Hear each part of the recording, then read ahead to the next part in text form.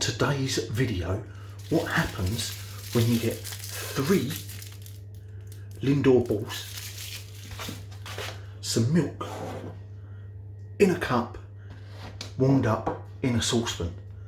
Let's get the saucepan out, cooker turned on, see what happens. So in the pan, the milk is warming up on a very low heat. I mean, you probably could do this in the microwave. Fill the cup up with milk, put it in the microwave for a bit and then put the chocolate in, but I thought we'd do it traditional method. So them Lindor balls, I don't know if you've ever cut them in half, they've got a little marking around the outside where it's been sealed.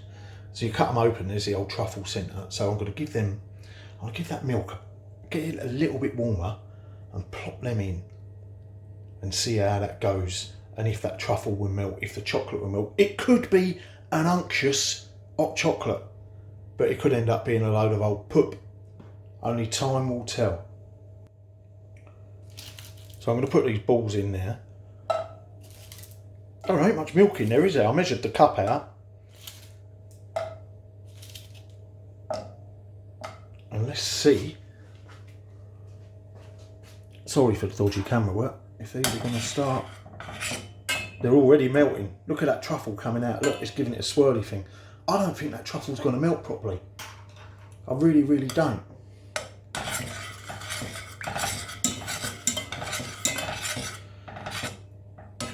Look at this.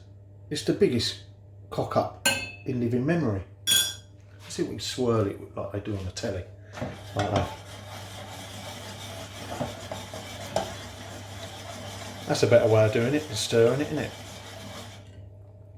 Well, it's all disintegrating anyway. Let's see what happens as that comes to the boil. So look at this, look, I've whacked the heat up a bit, get it melted. I'm just going to warm that through a bit more. You've probably got away with another ball in there, I reckon. 3 might not be enough.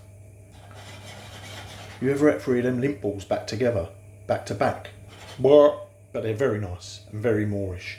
Right, I'm going to get this to a bit of a boil, pour it in a cup and we'll have a little taste test. Look at that coming to the boil. Look at that. Right, so here it is. The finished article, look, you can see the chocolate settling on the top, but it's still giving it like the chocolate milk colourings underneath. Oh, it's hot. It's really hot. It's really hot. I've left that for 5 minutes and it's still red hot. I think I've burnt the roof of my mouth now. That's ruined my dinners for the next 3 days. So he goes in for another mouthful.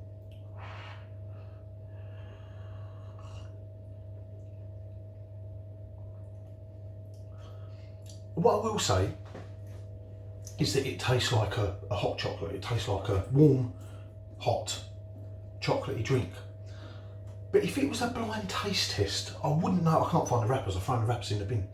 A blind taste test, I wouldn't know that that was that Lindor balls in that drink, to be perfectly honest.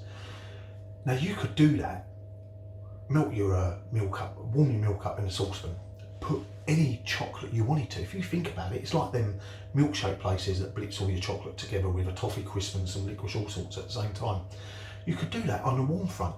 Get any half a bar of chocolate you've got left laying around.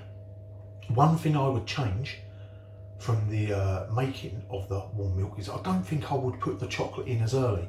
Maybe I've boiled away some of the flavour, I'm not too sure. Maybe I had it on too high a heat at the end because I was impatient. But like I said at the beginning, I've never done this before. This is trial and error. Next time I will put some chocolate in a bit later with the heat on lower for a longer period and not be as impatient. But it's quite nice. Cheers, Merry Christmas, Happy Easter, whatever time of year it is that this video goes up. Just an idea. Just try something different.